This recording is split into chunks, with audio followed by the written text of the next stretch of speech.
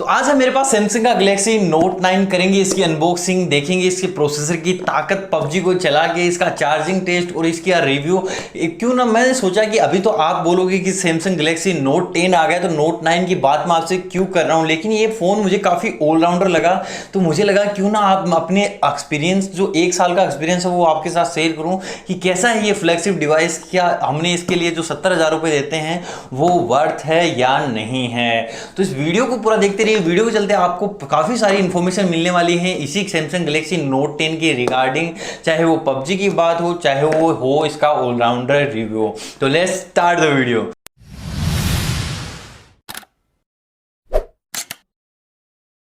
तो फाइनली ये है अपने पास सैमसंग गैलेक्सी नोट 9 का बॉक्स, जिसमें सबसे पहले हाईलाइटेड है ये गोल्डन पेन।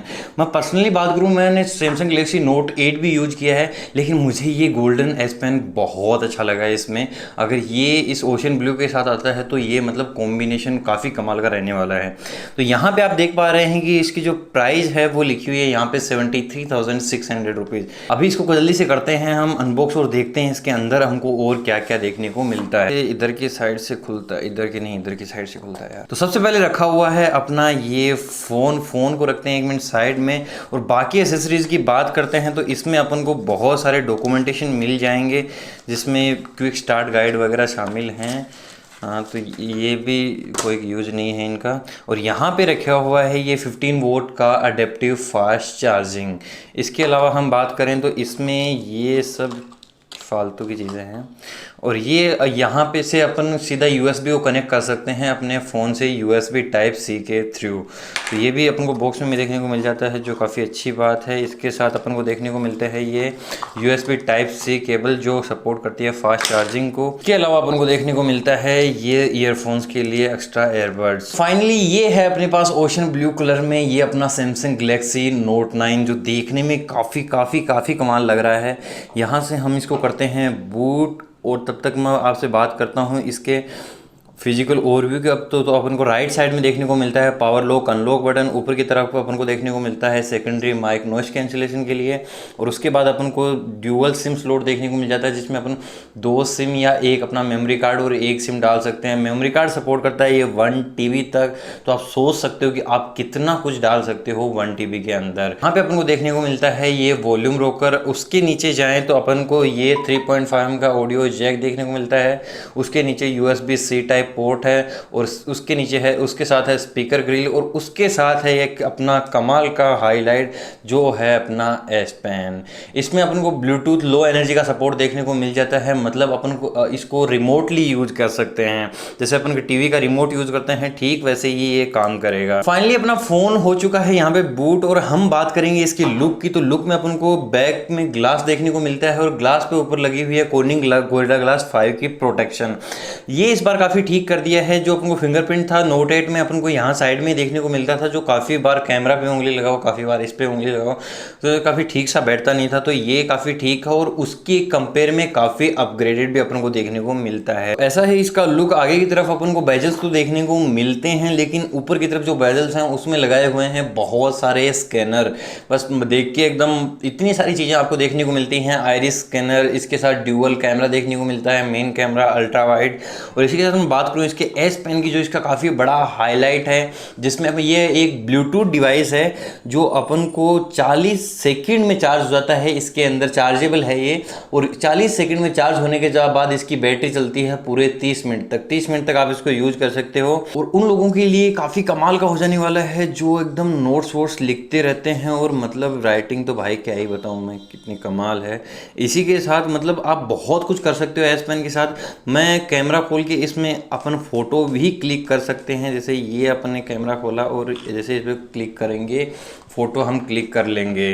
तो ये काफ़ी कमाल की चीज़ है। अब मैं बात करूँ इसके डिस्प्ले की, तो डिस्प्ले में मेरे को एक काफ़ी पसंद आया, काफ़ी कमाल की डिस्प्ले है। इसमें 6.4 इंचेस की अपन को quad HD plus super AMOLED curved edges के साथ डिस्प्ले देखने को मिलती है। अब कर्व्ड एजेस के साथ एक प्रॉब्लम हो जाती है, जैसे आप इसके अगर यहाँ पे देख पा रहे हैं तो थोड़ा सा क्रैक लग चुका है। मैं इसको काफ़ी महीनों से यूज़ कर रहा हूँ, मेरे को डिस्प्ले काफ़ी पसंद आया, लेकिन ड्यूरेबल ड्यूरेबिलिटी के मामले में कहीं ना कहीं कम निकल के आता है। वहीं इसके ऊपर कोर्निंग गोरिल्ला ग्लास 5 की प्रोटेक्शन अपन को देखने को मिल जाती है, HDR10 का सपोर्ट अपन को देखने को मिलता है और ऑलवेज ऑन डिस्प्ले का सपोर्ट अपन को देखने को मिलता है। चूंकि क्वाड एचडी डिस्प्ले है तो अपन को इसमें डिस्प्ले की क्वालिटी काफ़ी कमाल देखने को मिलती है, काफ़ी कलरफुल डिस्प्ले है और एमुलेट है तो अपन को बैटरी कंजम्पशन भी कम देखने को मिलता है।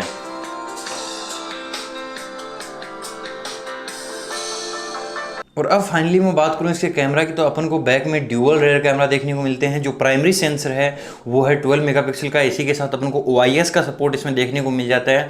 और इसका जो अपर्चर है वो बड़ा ही कमाल का है, अपन को इसमें वेरिएबल अपर्चर की अपॉर्चुनिटी देखने को मिलती है जो f1.5 से लेकर 2.4 तक जाता है। जैसे लाइटिंग कंडीशन होगी उसके अकॉर्डिंग ये एडजस्ट हो जाएगा। और जो दूसरा कैमरा है वो भी 12 मेगापिक्सल का है और उसमें भी अपन को OIS का सपोर्ट देखने को मिलता है। और सैमसंग के फ़ोनों में जो खास चीज़ होती है वो यहाँ पे ये वाला स्कैनर होता है जो अपन को बाकी फ़ोनों में नहीं देखने को मिलता, हार्ट रेट मॉनिटर। और इसी के साथ अपन को देखने को मिलता है इसमें स्ट्रेस लेवल भी अपन चेक कर सकते हैं। तो एक बार दूध का दूध और पानी का पानी कर ही देते हैं। तो यहाँ पे हम जाएंगे सैमसंग हेल्थ में और चेक करेंगे एक बार कि क्या चल रही है हार्ट रेट। एक बार इस पे अपन को टैप करना है और ये रेड बत्ती यहाँ पे जल जाएगी और एक बार देख लेते हैं कि क्या सीन चल रहा है। मेजर हो रहा है, अभी देखा जाएगा कि क्या निकल के आता है। एकदम रिपोर्ट होगी खतरनाक 63 भाई, कम आ रही है ये तो। और एक बार स्ट्रेस लेवल भी नाप ही लिया जाए। तो यहाँ पे ये स्ट्रेस लेवल चेक कर रहा है बाबा, आज तो चेक कर ही लिया जाए कि कितना स्ट्रेस में रहता हूँ। स्ट्रेस तो बहुत है बाबा, बहुत, इतना कम स्ट्रेस मुझे काफ़ी ठीक ही लग रहा है, मतलब इतना बेकार भी नहीं रीड करता है। तो काफ़ी कमाल की चीज़ है। और अपन को कैमरा के मामले में मैं आपसे कुछ फ़ोटोज़ शेयर करूं जहां पे काफ़ी कमाल की लो लाइट, तो मुझे इसका इतना ज़्यादा पसंद आया कि क्या बताऊं आपको। जैसा कि आप पिक्स देख पा रहे हो, मैंने इसके जूम करके भी लिए हैं, प्रो मोड पे भी मैंने ये फ़ोटो लिए है जिसमें मैंने ऐसे आसमान नीला पीला करने की कोशिश की है, तो काफ़ी ठीक ठाक आई है। और उसके बाद मैंने ये लो लाइट्स में कुछ फ़ोटो ली हैं जो आफ्टर 12 हैं सारी, तो काफ़ी नाइट में भी ये काफ़ी लाइट को गैदर करता है और काफ़ी कमाल की अपन को फ़ोटो निकाल के देता है इसमें। और अभी मैं बात करूँ इसके वीडियो रिकॉर्डिंग की, तो अपन को 4K वीडियो रिकॉर्डिंग का ऑप्शन अपन को इसमें देखने को मिल जाता है। जो मैंने वीडियो रिकॉर्ड किया है वो काफ़ी कमाल का है, लेकिन यार इसमें जो स्टेबल रहने वाला सीन है OIS का मुझे इतना ज़्यादा रोल लगा नहीं इसमें, क्योंकि मैंने 4K में वीडियो रिकॉर्डिंग किया था और 4K में इसके EIS और OIS दोनों ही काम नहीं करते हैं 60 FPS पे। तो शायद मुझे वही सीन लगा। अगर उससे नीचे आप 1080p या HD वीडियो रिकॉर्डिंग करोगे तो आपको OIS और EIS दोनों का सपोर्ट देखने को मिल जाएगा। तो कैमरा काफ़ी कमाल का है। वहीं मैं आपसे बात करूं इसके सेल्फी कैमरा की, तो सेल्फी कैमरा यार इतना अच्छा मेरे को देखने को नहीं लगा इसके पैरेलली मैं यूज़ करता हूं Vivo 15 Pro को, जिसका कैमरा काफ़ी कमाल का है, लेकिन इसमें मेरे को अल्ट्रा वाइड देखने को मिल जाता है, लेकिन कैमरा के क्वालिटी के मामले में मैं इतना अच्छा नहीं कहूँगा इसको। और मैं बात करूँ इसकी ताकत की, इसके प्रोसेसर की, तो अपन को इसमें देखने को मिलता है एक्सिनोस का 9810 प्रोसेसर जो 10nm टेक्नोलॉजी पे बेस्ड है। और इसी के साथ अपन को इसमें देखने को मिलता है 2.7 गीगाहर्ट्ज क्लॉक्ड बेस्ड ये। और अगर हम इसको बाहर के किसी फॉरेन कंट्री में खरीदते हैं तो इसमें अपन को देखने को मिलता है स्नैपड्रैगन का 845 जो भी अपन को 10nm पे देखने को मिलता है, लेकिन वो क्लॉक्ड है 2.8 गीगाहर्ट्ज पे। इसी के साथ अपन को इसमें GPU मिल जाता है Mali G72 MP18 का। और इसमें जो स्टोरेज अपन को देखने को मिलती है वो भी काफ़ी देखने को मिल जाती है, 128GB स्टोरेज वेरिएंट है। देखते हैं कितनी अपन को यूजेज के लिए देखने को मिलती है स्टोरेज। ऑलमोस्ट अपन को 109GB समथिंग देखने को मिल जाती है यूजेज के लिए, जो काफ़ी कमाल की चीज़ है। और इसी के साथ अपन थोड़ी GPU की भी इसको ताकत चेक कर ली। और जैसा कि आपको दिख रहा है कि हम यहाँ फ़ोन की ताकत को थोड़ा चेक करने के लिए आ गए हैं, इसकी GPU, इसके परफॉर्मेंस, इसके प्रोसेसर के बारे में देखने के लिए।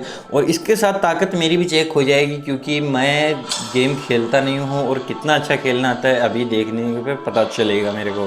किसको मारूं। कमाल का गेम है भाई, कमाल का। वाह वाह, ए सामने से मार रहा साले,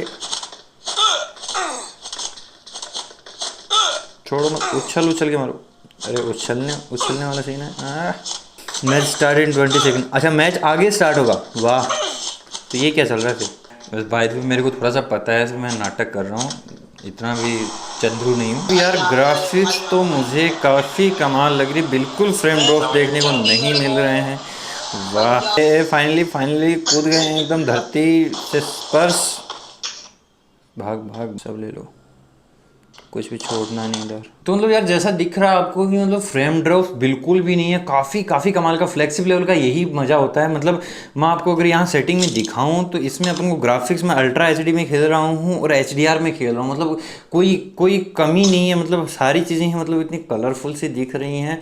और मेरे को ये गेम पता नहीं क्यों इतना बोरिंग लग रहा है, इसमें कुछ इंसान ही नहीं दिख रहे भाई। इसमें अपन को यार 4000 मिली एम्पेयर की बैटरी देखने को मिलती है, जो कंपेरेटिवली काफ़ी अपग्रेड है compare to Samsung Galaxy Note 8 के। और इसमें अपन को 15 वोल्ट की फास्ट चार्जिंग देखने को मिलती है, जो ऑलमोस्ट 1 आवर एंड 40 मिनट्स में अपने फ़ोन को फुल चार्ज कर देती है।